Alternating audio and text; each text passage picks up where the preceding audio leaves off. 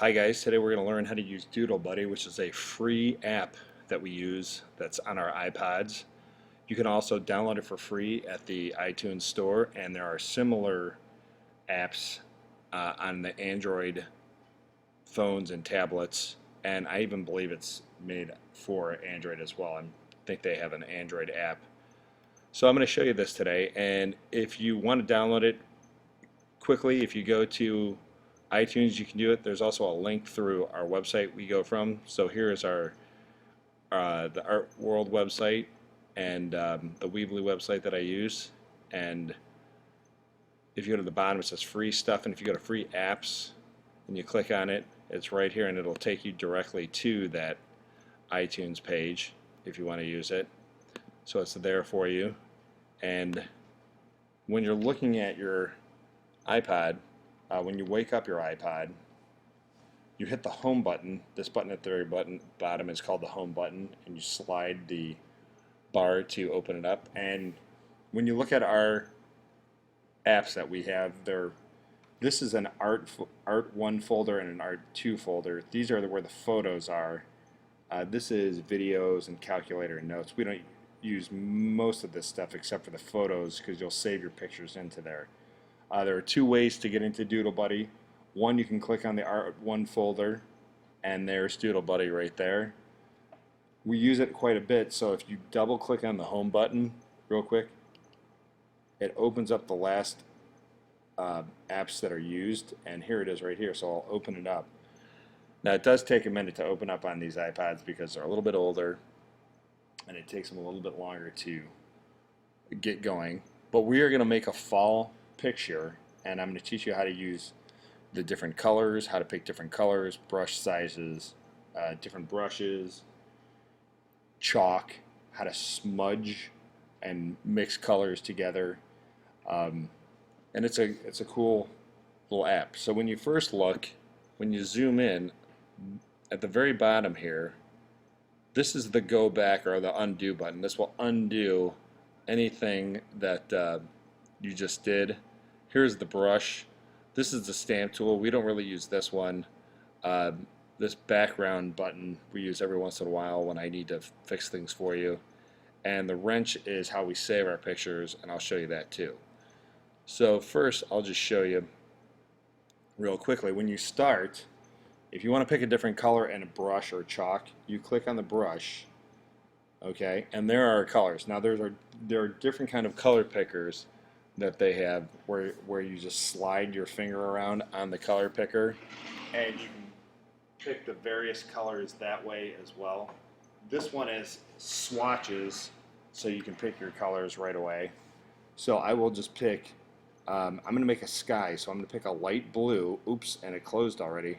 And what I wanted to show you was if you slide this bar back and forth, it'll make the brush big, and it'll make it really small that way. So I want to make it big because I'm going to color in the background first with blue to make sky. So I just take my brush and I take my finger and I just gently, it will fill in just like I'm finger painting with paint, except there's no mess. And I'm going to fill the whole thing in first, and the next thing I'm going to do is pick green for the grass. So if I pick green, I'm going to pick this green for the grass, and I'm going to, about a little less than halfway, I'm drawing in my grass. So now I have a sky and I have grass. And the next thing I was going to do is make a sun, so I click back on here. I'm going to change my brush size to like a medium, and I'm going to click on yellow.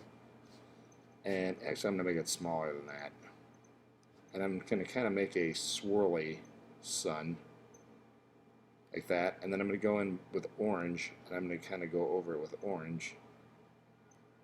Okay. And then I'm going to take my smudge tool, and right on top of it, I'm going to smudge it a little bit. And if you don't want to do that, you don't have to. You can just go back over with color if you want to, too. Okay. So there's my sun. Kind of a different looking sun, but there we go. Next thing I'm going to do is make my tree trunk. So I pick brown, and there's brown right here, okay? And the tree trunk goes like this. Oops, a little too thin. I want to make it a little bit bigger so I can make it a little faster. So a tree trunk guy, it starts in the sky and it goes down, it curves down one way, and then it curves down the other way. So it kind of looks like an arrow to start, and then I kind of fill it in. And there's my tree trunk.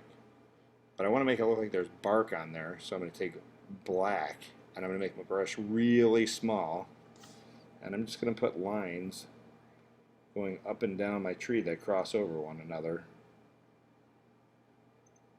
Okay, so now it looks like I have some bark.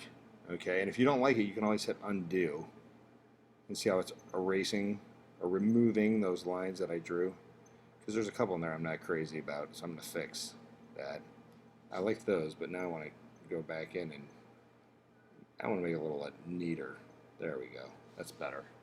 Okay, so now I'm going to add all my leaves, because we know our leaves grow at the top of our tree, but we're making a fall picture, so I'm going to pick fall colors like orange and red and browns. Okay, so I'm going to make my brush about that big, and I'm going to pick orange, and now I'm just going to start making dots for my leaves. Okay, and that's kind of my shape of my tree, like a circle. Okay, and then I'm going to go back in and I'm going to make it a little smaller, and I'm going to pick yellow, and I'm going to go back over those with yellow. Okay, and I'm going to go back in with red. And I'm just going to keep filling it in, and some brown. I'm going to go with light brown, like a tan. Almost looks orange. It's like a golden brown. And there might be a couple green ones left on there. So maybe just a couple green ones. Then I'll go back in with brown again, and I'll kind of fill in all those spots. So now we have a cool looking tree, and maybe I'll go back in with some yellow to mix it up. So I have layers and layers of color, and I'm just making dots, dot, dot, dot, dot, dot, dot, dot, dot, dot, dot. Okay, and maybe a little bit of red. Okay, and I'll make a couple leaves look like they're blowing away in the wind. Okay, so now when I'm done, I want to save my picture.